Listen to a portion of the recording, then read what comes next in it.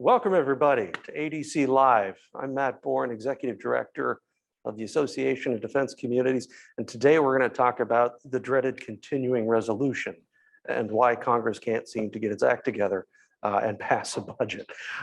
With me, I've got two experts on this who are extremely knowledgeable and have been around this type of issue for a long time. The first, the Honorable Robert Hale, who has spent 12 years as head of CBO's Defense Group, followed by 7 years as Air Force Comptroller, and then almost 6 years as DoD Comptroller and the Chief Financial Officer. Today, he's a senior advisor at the Center for Strategic and International Studies. Welcome, sir. Glad to be here. And also joining us is John Conger, the former Principal Deputy Undersecretary of Defense as a Comptroller, and the former Acting Assistant Secretary of Defense for Energy, Installations, and Environment, and a very familiar face and well-respected name within the association. He is now an independent consultant and a senior advisor to the Council on Strategic Risks. Well, welcome, gentlemen. Thanks. So I think we're just going to dive right in here. And I think the very first question is, what is a CR? And why does it seem like we're always talking about them? And why are they so awful? Okay, well, several questions. First off, the continuing resolution is an appropriation bill. It makes money available to the department and other agencies. Congress uses it when they and the president can't agree on a budget. And it's usually what I call a classic CR, basically says, keep doing what you were doing last year on an average level. Usually by appropriation, and sometimes there are specific provisions in it for certain programs that can do more or less, but it is an appropriation. The problem, there are many problems, and we can get into them more, but just briefly, if you're a contracting officer, then there's uncertainty about whether or not you can move forward with especially big contracts, so you may just put them off. If you're a program manager, same problem. There's uncertainty about whether you can go forward because you're not sure what the money's going to be. And if you happen to be a program manager that's dealing with the so-called new start, a new program that is just being notified to Congress, then you're a dead stop because generally CRs prohibit any new starts from going forward. Congress doesn't allow reprogramming typically during a continuing resolution because they don't have a detailed budget basis, especially long CRs that can be problematic. And finally, and then I'll stop. If there is any increase in the budget from last year, you of course don't benefit from it. And this year it looks like Congress and the president will end up something around the 740 billion mark for DoD, maybe a little less when they finally finish. But they're operating right now at 705 billion, which was the level in fiscal 21. So there's $35 billion of money they can't execute and will have less time to execute. So they're a bad way to run the Department of Defense, but unfortunately they're very common. We've only had one on-time budget in the last 10 years. So CRs are awfully common. Let me stop and ask if there are other thoughts or if John wants to add anything. Yeah, I John, before you jump in, I wanted to Okay. ask you, John, to one, follow up on what Bob said, but also on the flip side, you were not only in DoD, but I believe you served on the Hill for quite a while. What's it look like from that angle? I imagine it's got to be frustrating for folks up there as well. Well, yeah, sure, it's frustrating. I think it's important to recognize the positive part of a CR. The positive part of a CR is that you don't shut the government down. That particular contingency is the worst one. Now, a CR allows you to keep operating, just not anything new and not with new authorities until you get your work done. And sometimes it's hard to get the work done, and sometimes people can't agree. And oftentimes in Congress, it takes a crisis to get people to compromise, because until that crisis, compromise is a dirty word. And so they have to be able to go back to their constituents and say, oh, well, I was forced to compromise because of the deadline. And that's what pushes everything through in the end. So what does a CR look like? Well, a CR basically means all the work that you had done up to this point doesn't get used. You might have gotten new projects in the bill. You might have gotten new language. You might have gotten an amendment to the House or Senate version. And you can't do any of that during the CR. All the work you did for the past several months gets left on the table.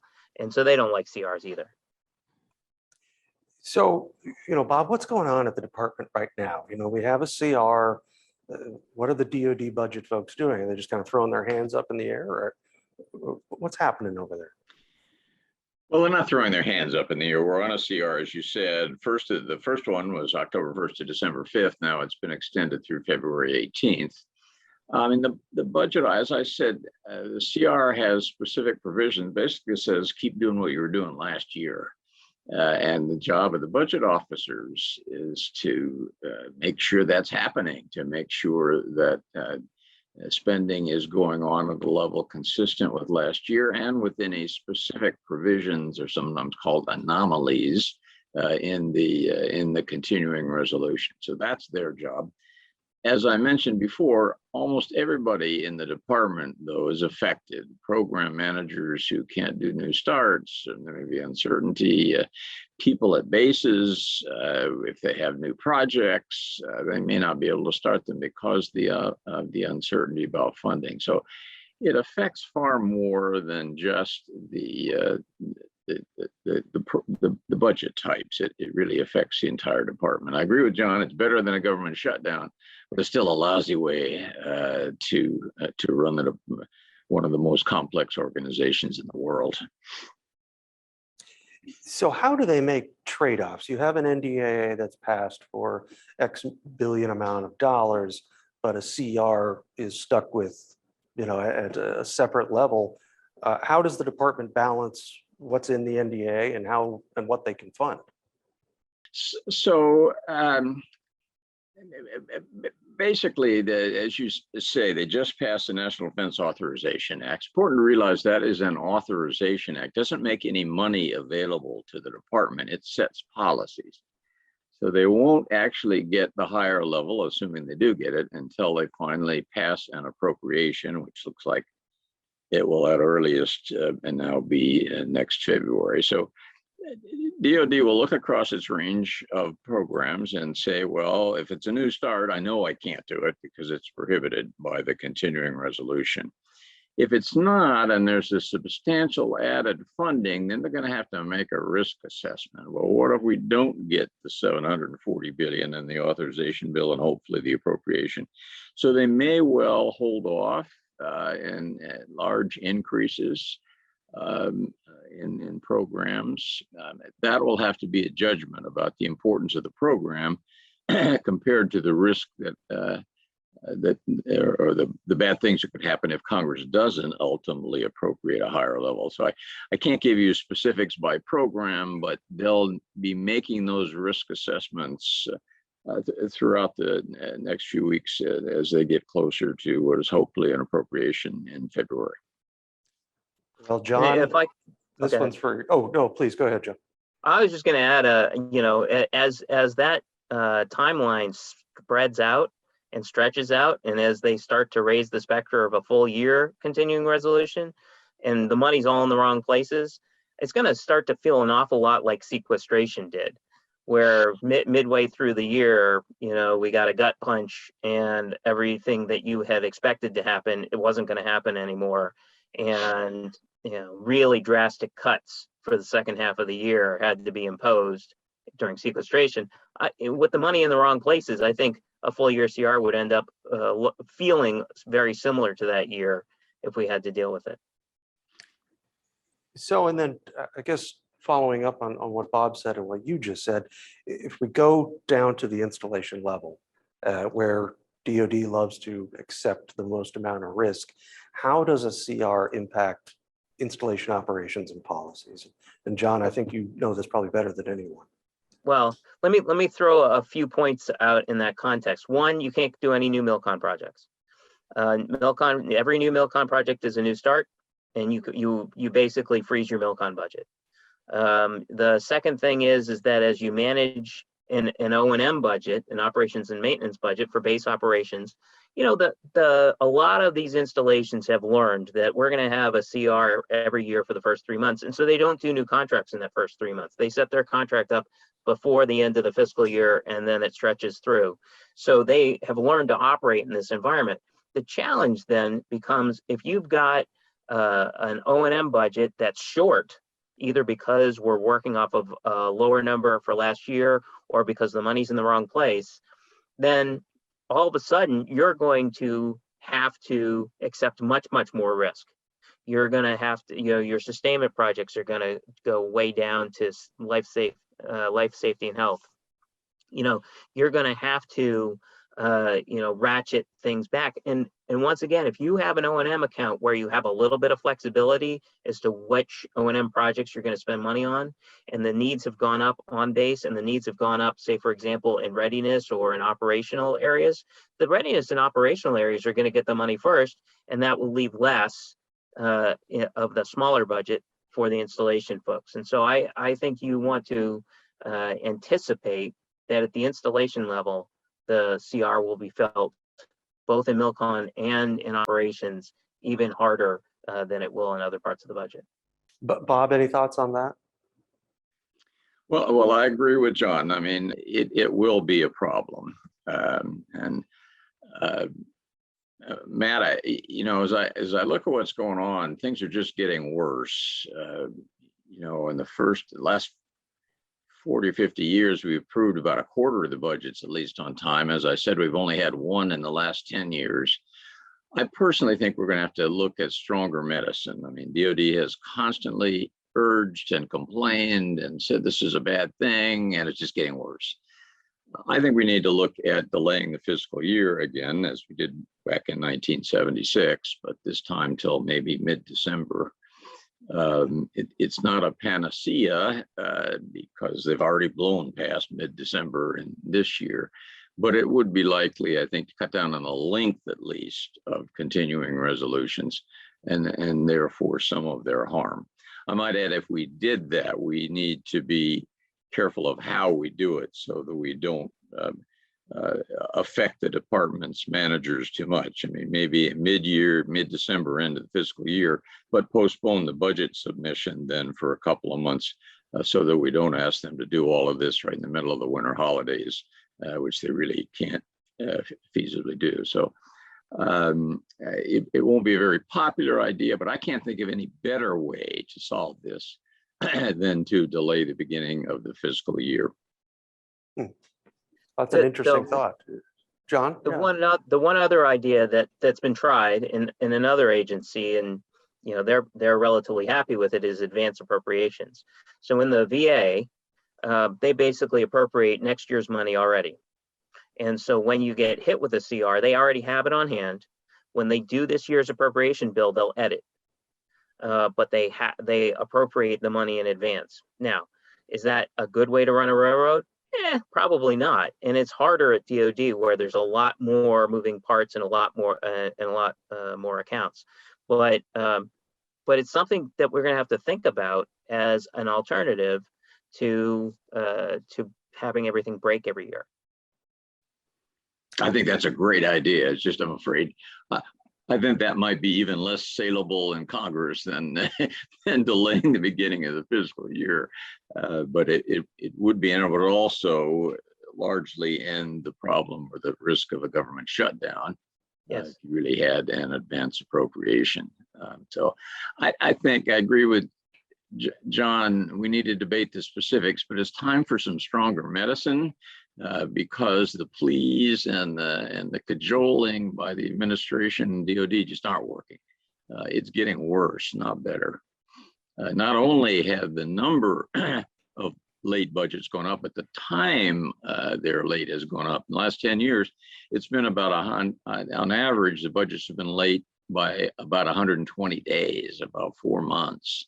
That's a long time, and it exacerbates all the problems we talked about earlier.